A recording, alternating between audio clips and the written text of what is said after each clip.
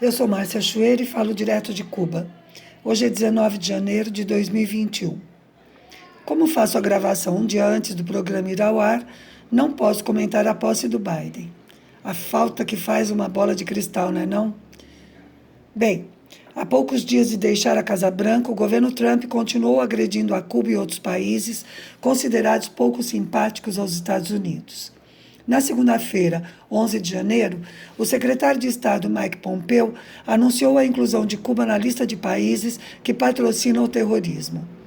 Cuba já tinha sido incluída antes nessa lista, em 82, pelo governo de Ronald Reagan, e só foi retirada em 2015 pela administração Obama, o que na verdade nem teve grandes resultados práticos.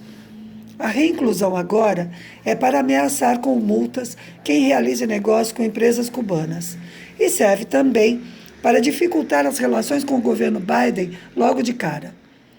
Depois da inclusão na lista, há apenas uma semana do final do governo, ainda acharam tempo para impor novas restrições para que Cuba, China, Rússia, Irã e Venezuela fiquem impedidos de ter acesso a equipamentos, produtos e componentes com novas tecnologias.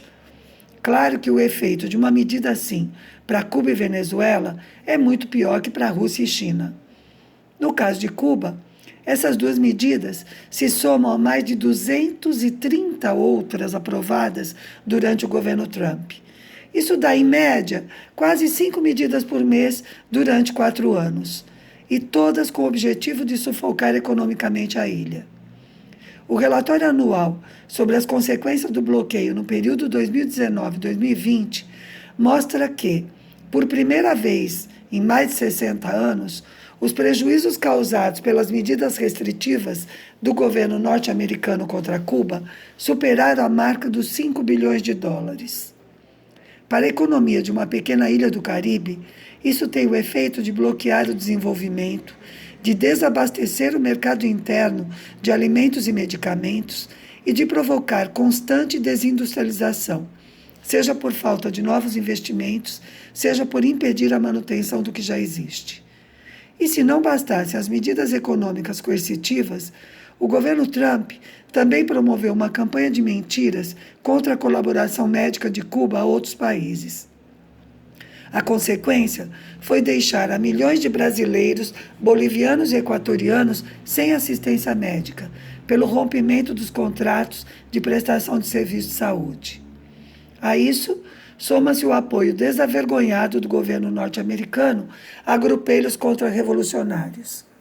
Muitos dos membros desses grupos vivem exclusivamente do dinheiro que o governo dos Estados Unidos lhes manda, através de organizações como a USAID.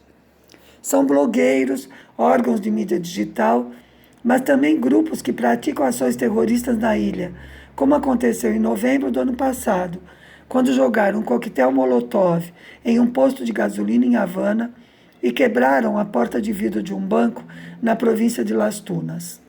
São fatos isolados, e quando os autores são presos, sempre acabam informando que foram pagos a partir dos Estados Unidos.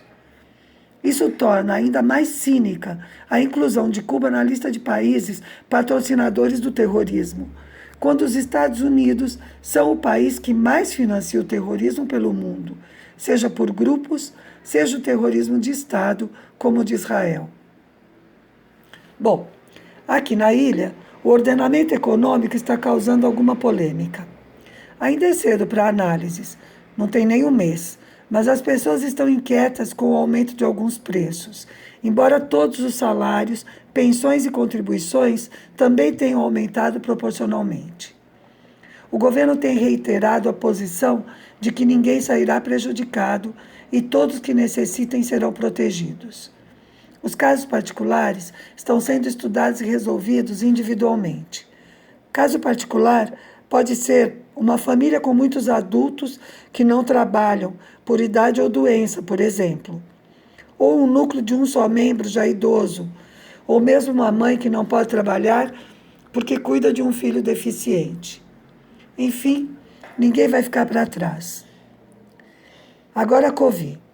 O número de positivos do domingo mostrou uma queda em relação aos dias anteriores.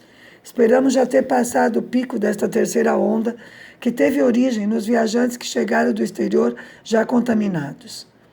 Com a exigência do PCR do país de origem, que começou no dia 10 de janeiro, a tendência é que os números caiam mesmo, mas os efeitos do aumento de contágio duram semanas.